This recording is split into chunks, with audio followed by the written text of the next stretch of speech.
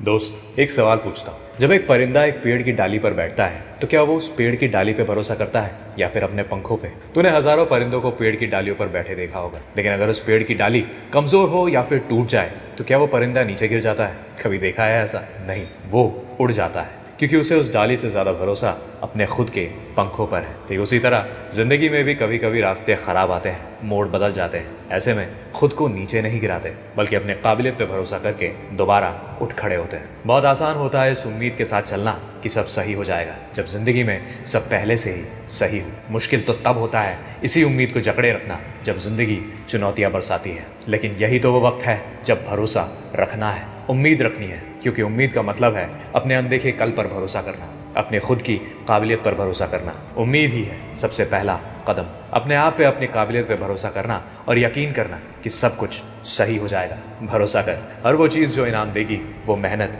ज़रूर मांगेगी। कोई भी कीमती अनमोल चीज़ मुफ्त में कभी नहीं मिलेगी। अगर वो इनाम चाहिए तो मेहनत बीच रास्ते नहीं छोड़ सकते। हर हाल में नहीं, पूरा खेल खेलना होगा, अंत तक टिके रहना होगा, अपने काबिलियत पे भरोसा करना होगा।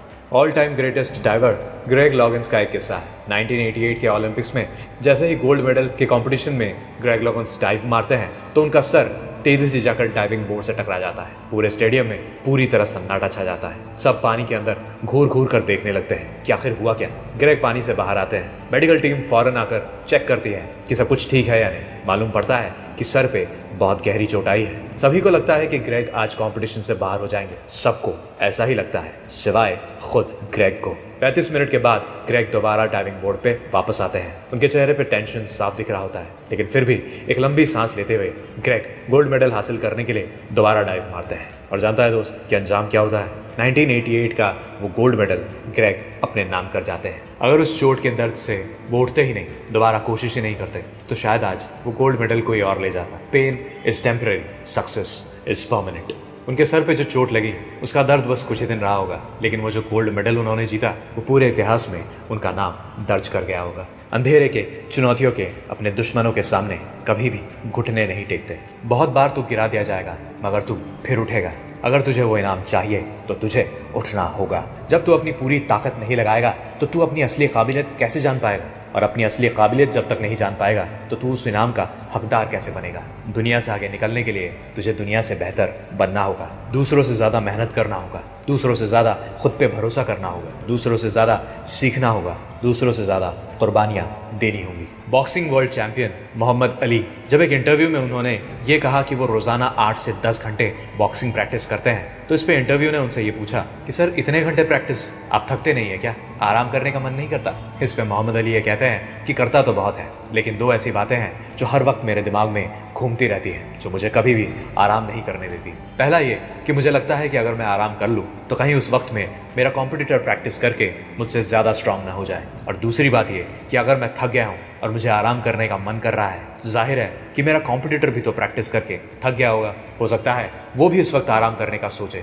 तो फिर यही वक्त है कि मैं प्रैक्टिस करके उससे ज़्यादा आगे निकल सकता हूँ। यही दो सोच है जो मुझे आराम करने नहीं देती। जब भी मुश्किल आए तो कंप्लेन मत कर, ये मत पूछ मैं ही क्यों। ये सोच कि इस मुश्किल को मैं आसान कैसे करूँ, इस गुत्थी को मैं कैसे सुलझाऊँ, इस मुश्किल से बाहर कैसे आऊँ, इस मुश्किल से क्या सीख ले जाऊँ। एक दिन एक मूर्तिकार एक मंदिर की मूर्ति बनाने के लिए पत्थर ढूंढने निकला। काफ़ी ढूंढने के बाद जब उसे एक सही बड़ा पत्थर मिला जो मूर्ति बनाने के लायक थी, तो उसने अपनी छेनी और हथौड़ा उठाया और काम पे लग गया। लेकिन जैसे ही वो उस पत्थर पर पहला चोट करने वाला था, तब उस पत्थर से आवाज़ आई कि भाई क्या कर रहा है? मूर्तिकार कहता है भगवान की मूर्ति बनानी है, इसलिए तुम्हारी ज़रूरत है। पत्थर कहता है नहीं भाई, मुझे माफ़ कर, मुझे इतनी तकलीफ नहीं झेलनी, मैं यहाँ नीचे ही ठीक हूँ, और भी तो पत्थर हैं यहाँ, उन्हें देख ले। तभी बाजू में पड़ा एक और पत्थर चिल्लाता है कि महोदय आप मेरा इस्तेमाल कर लीजिए। मूर्तिकार कहता है सोच ले, काफ़ी तकलीफ होगी। पत्थर कहता है मालूम है, मगर मैं सह लूँगा। मूर्तिकार ने दूसरे पत्थर को तोड़ना शुरू किया। बहुत तकलीफ हुई, मगर पत्थर ने मूर्तिकार को रुकने को नहीं कहा। कुछ दिन, कुछ महीने बाद उस दूसरे पत्थर से एक खूबसूरत सी भगवान की मूर्ति तैयार हो गई। दूसरी तरफ वो पहला पत्थर जहां था वही नीचे रास्ते पर पड़ा रहा। दूसरा पत्थर मूर्ति बनकर भगवान के मंदिर में स्थापित हुआ। आज लोग उसकी पूजा करते हैं, उसके सामने सर झुकाते हैं, जबकि वो पहला पत्थर आज भी रास्ते पे पड़ा लोगों की धूल का सामना करता है, लोगों के पैरों के ठोकर खाता रहता है। दोनों की किस्मत में बड़ा फर्क सिर्फ इसलिए है कि जिसने पहले दर्द नहीं सहा उसे अब पूरी जिंदगी दर्द सहना होगा, और जिसने पहले दर्द सह लिया उसकी तरफ आज पूरी दुनिया सर झुकाएगी। मुश्किल वक्त ही जीतने वाले की असली पहचान होती है। सोने को भी अपनी पहचान देने के लिए अग्नि परीक्षा देनी ही होती है। हीरे की असली चमक अंधेरे में ही होती है। धूप में तो कांच के टुकड़े भी चमकते हैं। आज नहीं होगा, अभी नहीं होगा, मगर एक दिन होगा जरूर अगर तू चलता रहेगा। हर बड़ी चीज, हर बड़ी कामयाबी वक्त लेती है, लेकिन उसका फायदा अंत में जरूर दिखता है। इसीलिए रुकना मत। याद रख, लूजर्स की कहानी ये होती है कि हालात ने उनके साथ क्या क्या किया, लेकिन विनर्स की कहानी यही होती है कि उसी हालात में उन्होंने क्या क्या मुमकिन किया।